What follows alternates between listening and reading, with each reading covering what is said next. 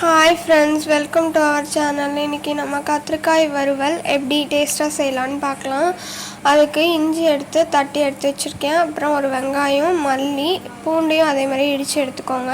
2 பச்சை மிளகாய், ஒரு கொத்து கருவேப்பிலை, அப்புறம் ஒரு தக்காளி. அதுக்கப்புறம் சோம்பு கொஞ்சம் எடுத்து நல்லா இடித்து எடுத்து வச்சுக்கோங்க.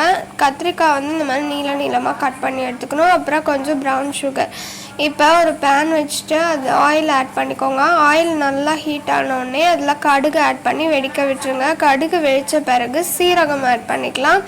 அப்புறம் ஒரு கொத்து கருவேப்பிலை, அதுக்கப்புறம் நம்ம நல்லா சாப் பண்ணி வச்சுருக்கிற வெங்காயம் ஆட் பண்ணிவிட்டு இதிலே பச்சை மிளகாவும் ஆட் பண்ணிக்கோங்க. இந்த ஸ்டேஜில் உப்பு போட்டு வதக்கி விட்டுக்கோங்க.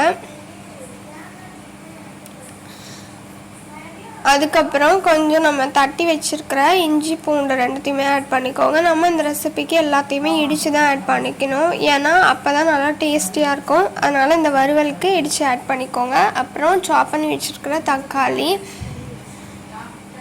ஆட் பண்ணிவிட்டு இதில் வந்து நல்லா வதக்கிடணும். அந்த தக்காளிலாம் வந்து தோல் உறிஞ்சி வதங்கி வர்ற மாதிரி வதக்கணும்.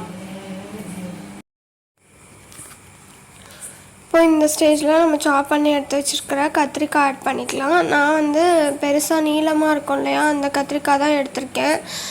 அதை வந்து இந்த மாதிரி நீளமாக கட் பண்ணி எடுத்து வச்சுருக்கேன். நீங்கள் வந்து எந்த கத்திரிக்காய் இருந்தாலும் ஓகே, ஆனால் இந்த ஷேப்பில் இந்த கத்திரிக்காய் வறுவலுக்கு நீளமாக கட் பண்ணி எடுத்துக்கோங்க. இப்போ இதை வந்து க்ளோஸ் பண்ணி வச்சு கத்திரிக்காவை நம்ம வேக விடணும்.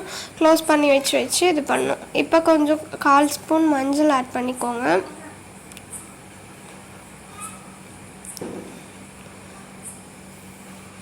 அப்புறம் 1 ஸ்பூன் மிளகாய்த்தூள், 1 ஸ்பூன் கரம் மசாலா, 1/2 ஸ்பூன்லேருந்து 1 ஸ்பூன் அளவுக்கு கரம் மசாலா நீங்கள் ஆட் பண்ணிக்கோங்க. அப்புறம் நம்ம எடுத்து வச்சுருக்கிற ப்ரௌன் சுகர், நாட்டு சக்கரை ஆட் பண்ணிக்கலாம். நல்லா மிக்ஸ் பண்ணி விட்டுக்கோங்க. க்ளோஸ் பண்ணி வச்சிடலாம். இந்த மாதிரி க்ளோஸ் பண்ணி இந்த ரெசிபிக்கு நம்ம வந்து செய்யணும்.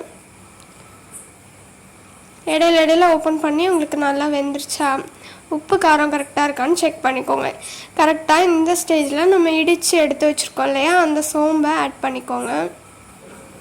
நல்லா மிக்ஸ் பண்ணி விட்டுக்கலாம். கத்திரிக்காய் வறுவல் ரொம்பவே டேஸ்டியாக இருக்கும். கடைசியாக கொத்தமல்லி தூவி இறக்கிடுங்க. வீடியோ பிடிச்சிருந்தால் லைக் பண்ணுங்கள், சப்ஸ்கிரைப் பண்ணுங்கள், செஞ்சு பார்த்துட்டு கமெண்ட் பண்ணுங்கள். தேங்க்யூ.